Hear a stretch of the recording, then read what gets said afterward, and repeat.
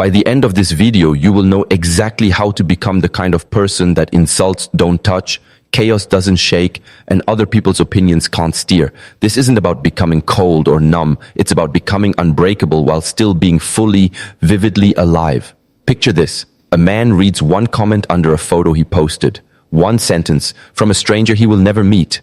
And it ruins the rest of his day. His focus gone, his mood gone. All handed over to 6 typed words from someone who forgot writing them 10 minutes later. That reaction isn't weakness. It's what happens to almost everyone who hasn't learned what you're about to learn. And later in this video, I'm going to show you why the most common way people try to fix this shutting down, numbing out, building a wall actually makes them weaker, not stronger. It backfires badly.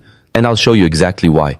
If you've ever handed your whole mood over to someone else's opinion, type strong in the comments right now. Let's begin. Think about your last bad morning. Not a disaster, just a normal Tuesday. You wake up already tired, and before your feet hit the floor, your phone is in your hand. 15 seconds in, you've absorbed a headline that scares you, a text that annoys you, and a photo of someone else's vacation that quietly makes you feel behind in your own life. You haven't even brushed your teeth yet, and your nervous system has already been hijacked 3 times. Then you get to work, or you open your laptop at the kitchen table, and a coworker sends a message in a tone you can't quite place. Is that passive-aggressive? Are they annoyed with you? You reread it 4 times. You start composing a reply, delete it, start again.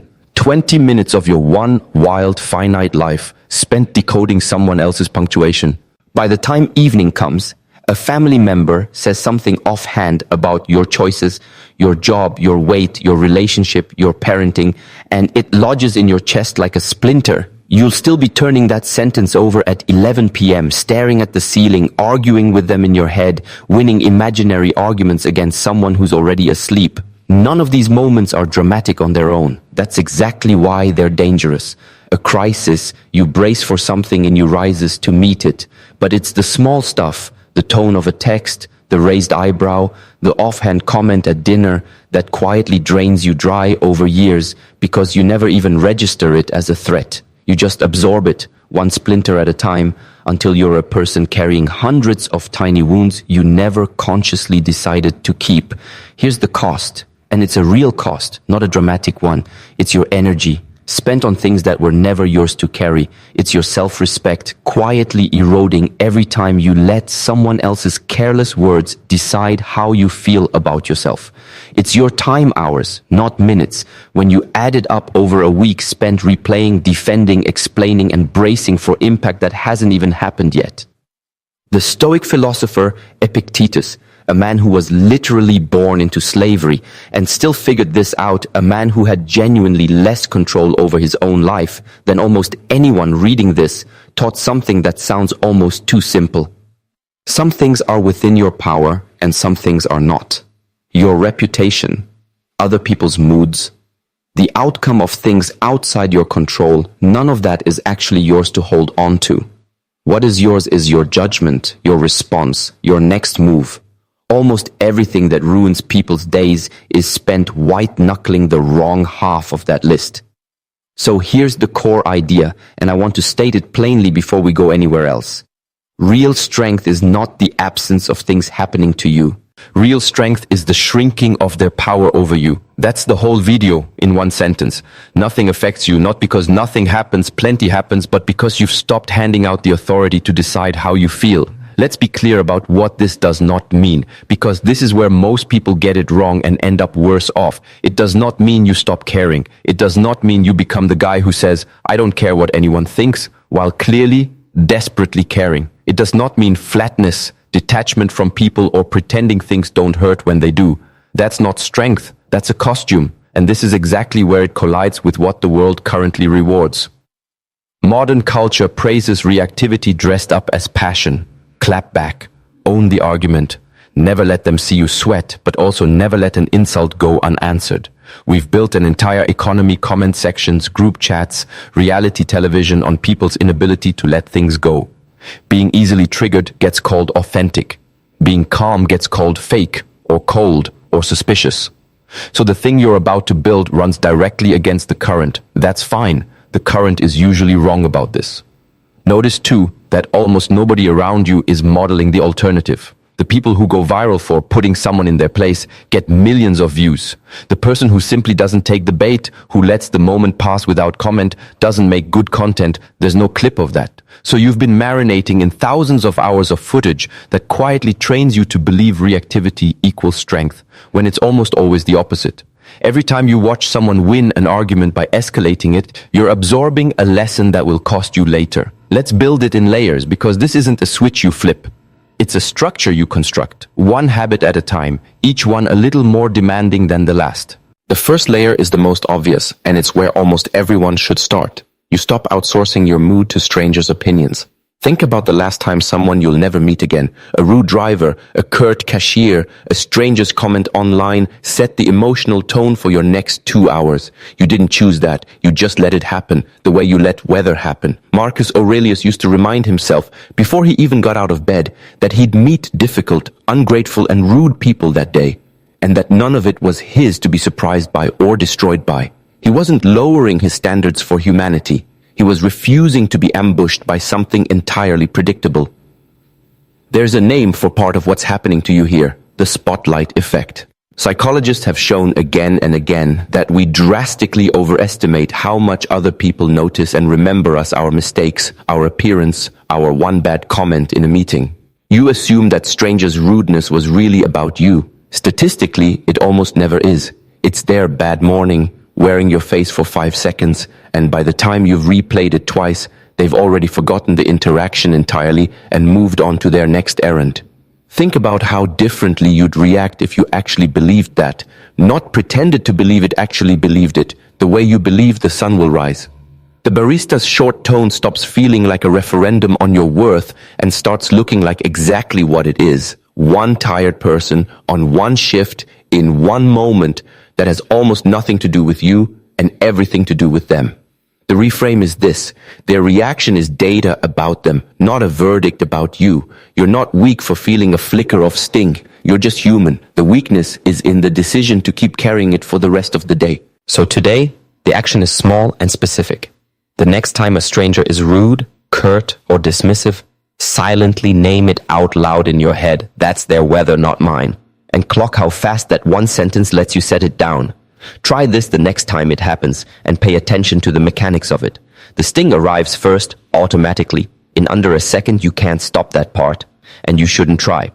What you can control is the second half second, the part where you decide whether to invite that sting inside and give it a seat at the table for the rest of your day, or let it stand at the door and leave on its own. Most people never notice there even is a door.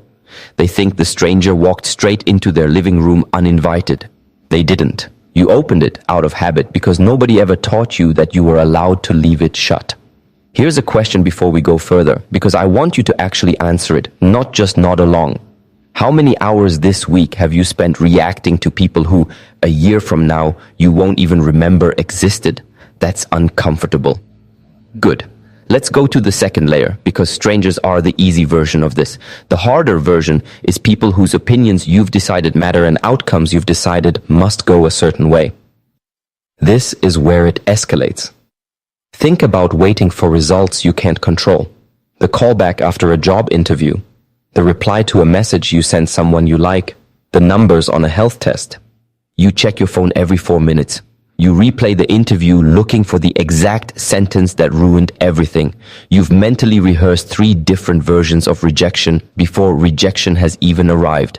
You are spending real present tense hours suffering a future that hasn't happened and might never happen. Seneca wrote to a friend once that we suffer more in imagination than in reality, that most of our pain is manufactured in advance by us for free. He wasn't telling people to stop planning or stop caring about outcomes. He was pointing out that dread is a tax we volunteer to pay before the bill even arrives. There's a real psychological concept underneath this: affective forecasting. Study after study shows humans are consistently bad at predicting how we'll actually feel about future events. We overestimate both how good the good outcomes will feel and how devastating the bad ones will be.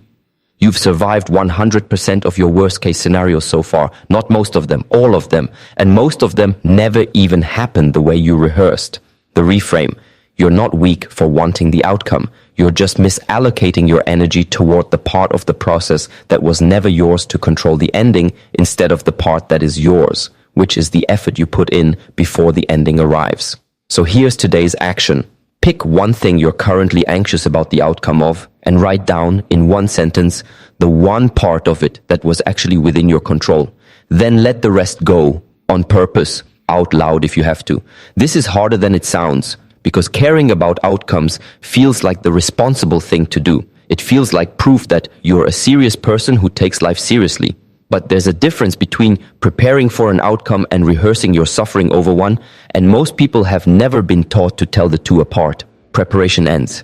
It has a finish line, you send the application, you have the conversation, you get the test done, and then it's complete. Rehearsed suffering has no finish line. It just runs on a loop 24 hours a day, whether you're awake or asleep, disguised as diligence. Ask yourself honestly, has checking your phone every 4 minutes ever once changed the outcome you're waiting on?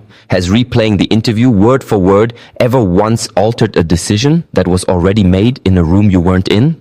Of course not. And somewhere you already know that. But the habit persists anyway, because it feels like doing something when really it's just suffering dressed up as effort. The effort was already spent back when you actually had leverage. Everything after that is just noise wearing the costume of control. If you've made it this far, you already think differently than most people watching this video. Most viewers don't make it to the midpoint of anything anymore, and you did. So do one simple thing for me. If this is landing, hit like now, before you keep going, because it genuinely helps this reach the next person who needs to hear it, and it costs you nothing. And remember that thing I mentioned at the start, the obvious way people try to build this strength, and why it backfires for almost everyone who tries it? That's coming up in a few minutes, and it's the part of this video that will probably change how you think about everything we've covered so far. Let's keep going. The third layer moves inward, and this is where it starts to get uncomfortable in a different way, because now we're not talking about other people, we're talking about you. Think about the last time you snapped at someone you love over something small, a dish left in the sink, a tone in their voice, a joke that landed wrong. In the moment, it felt justified, even righteous. You had a whole case built in your head, evidence and all, before the sentence even finished leaving your mouth. An hour later, watching their face still a little hurt across the room, you felt sick about it, and the case you'd built so quickly suddenly looked flimsy, almost embarrassing. That gap between the reaction and the regret is where most people live their entire emotional lives, ping-ponging between provoked and ashamed, never quite catching the moment in between where they actually had a choice. Epictetus had a blunt way of putting this. It's not events that disturb people. It's their judgments about events. The dish in the sink didn't make you furious. Your interpretation of the dish, that it meant they don't respect you, that it meant you're always the one who has to notice things, did that. Different person, same dish, completely different reaction. The event was neutral. You supplied the meaning, and the meaning supplied the fury. There's real psychology behind why this feels so automatic. It's called cognitive appraisal. The idea that our emotional response to any event is shaped almost entirely by how we interpret it, not by the event itself. Two people can experience the identical situation, a cancelled plan, a short reply, a missed call, and have wildly different emotional reactions, because the event was never the variable. The interpretation was. Here's the reframe, and it's a relieving one. You are not a slave to your first reaction. Your first reaction is just a reflex, not a verdict, and not even really you. The real you shows up in the half second after that, in the interpretation you choose to run with. So today's action is this.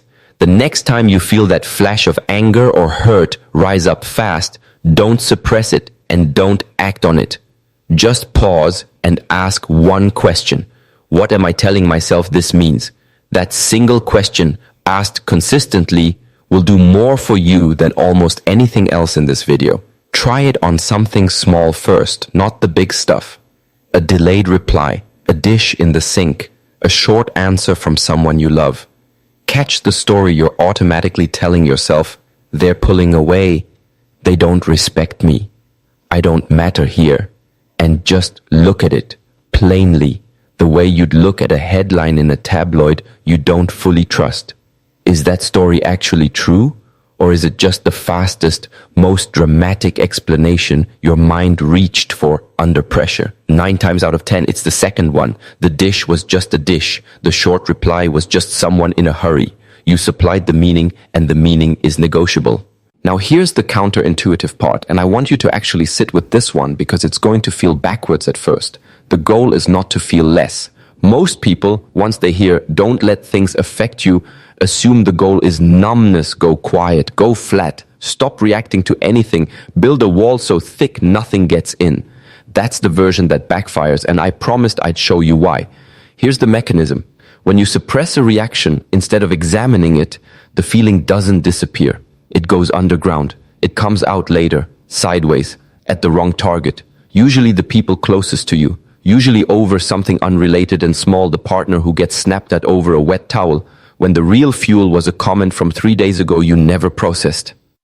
Psychologists sometimes call this emotional displacement, and you've almost certainly done it to someone without realizing where the extra heat was actually coming from. The wall doesn't make you strong. It makes you a pressure vessel with a slow leak, and slow leaks always find the weakest seam eventually.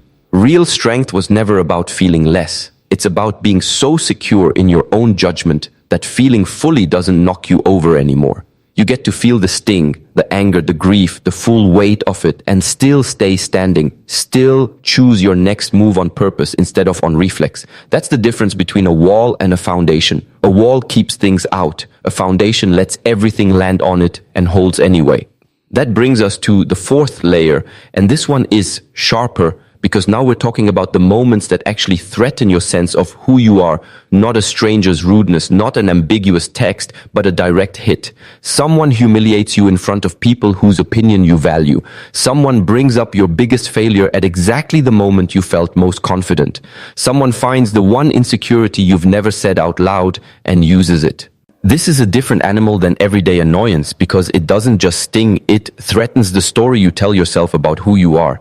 And most people's honest, unfiltered instinct in that moment is to defend that story at all costs, even if defending it means lying to themselves. Marcus Aurelius, who ran an empire and was surrounded by flattery and betrayal in equal measure, kept coming back to one idea. Other people's insults reveal far more about their character than yours. An insult is a mirror pointed the wrong direction. It tells you what's inside the person throwing it, not what's true about you. He didn't say ignore it, he said examine it calmly and keep what's useful and discard the rest without flinching. There's a well-documented psychological trap hiding inside this moment, and it's worth naming. Cognitive dissonance, the discomfort we feel when new information conflicts with our existing self-image, and the almost automatic urge to resolve that discomfort as fast as possible, usually by attacking the source of the information rather than examining it. That's why humiliation makes people defensive instead of curious. The brain wants the discomfort gone immediately, and attacking is faster than reflecting. Watch how fast this plays out in real time. Someone makes an offhand comment about your failed business, your divorce, your weight, right in front of people you care about impressing. Your face goes hot before you've even consciously registered what was said. Your mouth is already forming a comeback. That entire sequence takes under a second, and almost nobody in that second is actually thinking they're just protecting a wound they didn't know was still open until someone pressed on it. The reframe here is the hardest one so far, and also the most freeing. An insult can only detonate if it lands on a version of yourself you're still secretly unsure about. The parts of your identity you're fully settled in, nobody can insult you for them, because there's nothing there to defend. Someone can call you a bad singer, and you'll laugh if you've never staked your worth on your voice. Call you a bad parent, though, on your worst week, when some quiet part of you already fears it might be true. That's the one that lands like a fist. So today's action is this. Name, honestly, the one insult that would actually wreck you if someone said it to your face right now. Don't perform toughness here. Be specific. That's not a weakness to hide. That's a map. It shows you exactly which part of your identity still needs to be built on solid ground instead of borrowed approval. And once you can name it, you can start building underneath it deliberately instead of hoping nobody ever finds it. Which brings us to the fifth layer, and this is the sharpest one, the one underneath all the others, the one most people spend their whole lives avoiding thinking about at all. The fear of losing things you cannot bear to lose, your health, the people you love, eventually your own life. Everything else in this video has been rehearsal for this. Here's a scene most people recognize but rarely say out loud. You're lying awake at 2 a.m., not because of a comment or a coworker, but because you suddenly, vividly imagined losing someone you love, or realized with total clarity that your own time is finite and moving. Maybe it was watching your parent walk slower than they used to. Maybe it was a friend's diagnosis, or a near miss on the highway, or nothing at all, just a random Tuesday thought that arrived uninvited and wouldn't leave. That fear is different in kind from everything else we've covered. It's not petty. It's the real one, underneath all the smaller ones, quietly running the whole show. And most of what we called strength in the first 4 layers of this video was, underneath it all, just practice for this one. Seneca spent an enormous amount of his writing on exactly this, and his answer wasn't to pretend death and loss don't matter. It was the opposite. He told his friends to rehearse loss regularly, on purpose, in calm moments, precisely so it wouldn't ambush them in a crisis. He called it premeditatio malorum, the premeditation of evils, sitting with the thought of losing what you love, not to become morbid, but to strip the thought of its power to blindside you. The people who refuse to think about loss at all are the ones most shattered when it arrives, because they built their entire peace on pretending it never would. There's a psychological concept that echoes this almost exactly. It's called the hedonic treadmill, or more specifically, how humans habituate to what we have until we stop noticing it, until we take it for granted so completely that we only feel its value again the moment it's threatened or gone. That's why gratitude has to be practiced, not felt automatically. Attention decays. On purpose is the only way it doesn't. The reframe is this, and it's the one that changes everything else in this video. You don't build strength by pretending you're untouchable to loss. Nobody is. You build it by facing the fact of impermanence now, calmly, while everything is still fine, so that when life inevitably takes something from you, you're not also losing your composure in the same moment. This is not the same as pessimism, even though it might sound like it at first.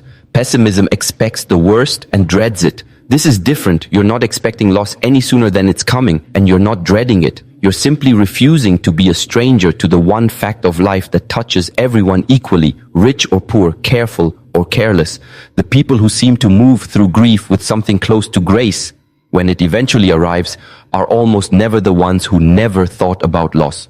They're the ones who thought about it early and often, on their own terms, in the quiet, so that when it finally showed up uninvited, it wasn't a stranger breaking down their door. It was something they'd already, in a strange way, made peace with meeting. So today's action, the hardest one in this video. Sit for 5 minutes and actually let yourself think about someone or something you love and the reality that you will not have them forever. Don't spiral. Just look at it directly. That's the whole exercise. Most people flinch away from this thought their entire lives, treating it like something dangerous to even glance at. You're going to practice looking at it on purpose, calmly, until it stops having the power to ambush you the day it finally, inevitably arrives. And here is the paradox that ties all 5 layers together, the one I promised you at the very start of this video, the reason the obvious approach to becoming unshakable backfires for almost everyone who tries it. You do not become unaffected by feeling less. You become unaffected by feeling everything fully without flinching away from any of it and then refusing to let any single feeling make your decisions for you. The wall builders, the ones who go numb, the ones who say, "Nothing bothers me," while clearly white-knuckling every interaction, they are not strong. They are terrified and hiding it, and their strength is a performance that collapses the moment something finally gets through. Real strength has already looked directly at the worst thing that could happen: public humiliation, total rejection, the loss of everyone you love, your own mortality, and it didn't look away. That's the whole secret, and it's almost insultingly simple once you see it. The people who seem like nothing can touch them aren't the ones who feel the least. They're the ones who've already felt the worst of it, on purpose in advance, so the real version doesn't own them when it finally arrives. This is the highest stakes idea in the entire video, so sit with it for a second. Every layer we built, strangers, outcomes, your own reactions, humiliation, loss, was never about numbing any of them. It was about meeting each one honestly enough that it loses its ambush power. Fear only controls you in the dark. The moment you drag it into the light and look straight at it on your own terms, in a calm moment, it shrinks down to something you can actually hold. Think about the people you've actually met in your life who radiate this kind of calm. Not the internet version, not the guy performing stoicism in a suit for the camera, an actual person you know. A grandparent who buried a spouse and still laughs easily. A mentor who lost a business and rebuilt without bitterness. A friend who survived something you privately don't think you could survive and somehow still shows up warm. Notice something about them. They were never the ones who talked the most about not caring. They were usually the quietest ones in the room and the steadiest because they'd already done the work nobody sees years before you ever met them. Their calm wasn't a personality trait they were born with. It was a scar that healed into something stronger than the original skin, built the exact same way you're building yours right now, one layer at a time. So let's talk about who you become on the other side of this, because it's not a myth and it's not out of reach. Picture your average Tuesday 6 months from now. Someone cuts you off in traffic. You notice the flash of irritation and you let it pass through you like weather because you already know it was never about you. You get a message from a coworker with an ambiguous tone. You don't reread it 4 times. You read it once, respond simply, and move on with your morning, because you no longer need to solve every possible interpretation before you can breathe. Someone brings up an old failure of yours, maybe even trying to needle you with it. You feel it land. Briefly, honestly, you're not made of stone, and then you watch it pass through you without detonating anything, because that part of your identity is no longer up for negotiation by other people. You wait for a result you can't control, and instead of checking your phone every 4 minutes, you notice you've already done the thing that was yours to do, and the rest genuinely, physically doesn't grip your chest the way it used to. You still get angry sometimes, you still cry at the right things, you still feel fear, disappointment, jealousy, all of it, the full range, not a muted version. The difference isn't the feeling, it's the half second after it, the one you've been practicing this whole time, where you choose your next move instead of letting the feeling choose it for you. People who knew you before notice this most of all. Not that you've gone quiet, that you've gone steady. And at night, when your mind drifts toward the people you love and the fact that nothing lasts, you don't spiral, you just feel it, clean and clear. And it turns into gratitude instead of dread, because you already looked at it in the daylight on purpose months ago. People start to notice something different about you, even if they can't quite name it. You're not louder, you're not harder to reach. If anything, you're softer in the moments that used to make you defensive, because you no longer need to protect a version of yourself that was never that fragile to begin with. Someone tries to provoke you expecting the old reaction, and it just doesn't land the way it used to. Not because you're performing peace, but because there's genuinely less to hit. You've become a smaller target, not by shrinking, but by no longer scattering yourself across 100 things that were never yours to guard. The chaos hasn't disappeared. People are still rude. Outcomes are still uncertain. Loss is still coming for everyone eventually. None of that changes. What changes is you, not harder, not colder, just no longer available to be knocked over by things that were never yours to carry in the first place. You still get caught off guard sometimes. You're still human, not a statue. But the recovery time shrinks week after week until what used to cost you a whole afternoon costs you a single breath. And that shrinking recovery time is the entire measurement of the strength you've built.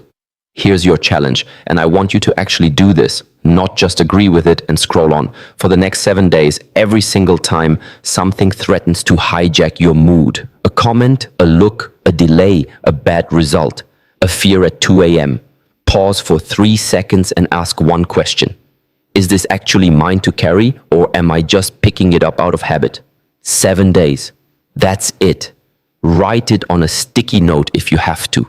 Put it on your bathroom mirror, your phone lock screen, wherever you'll actually see it in the moment it matters, not just when you're calm and it's easy to agree with. You will not get this perfect. You'll forget on day 2, catch yourself on day 4, feel it click on day 6. That's not failure. That's exactly what building a new habit looks like. And it's a completely different experience from reading about strength and nodding along without ever testing it against your actual life. The whole point of the 7 days isn't to become unshakable by next Sunday. It's to prove to yourself in small repeated moments that the gap between the sting and your response is real, and that you're allowed to live in it, one ordinary Tuesday at a time, for the rest of your life. Remember this line because it's the whole video in one sentence. Strength isn't the absence of things happening to you, it's the shrinking of their power over you.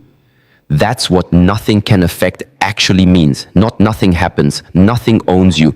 If this video actually changed how you're thinking about this, do one thing for me. Comment the word carry below right now so I know how many of you are taking on this challenge. And while you're there, subscribe because this channel exists to keep building this exact kind of strength with you, one video at a time.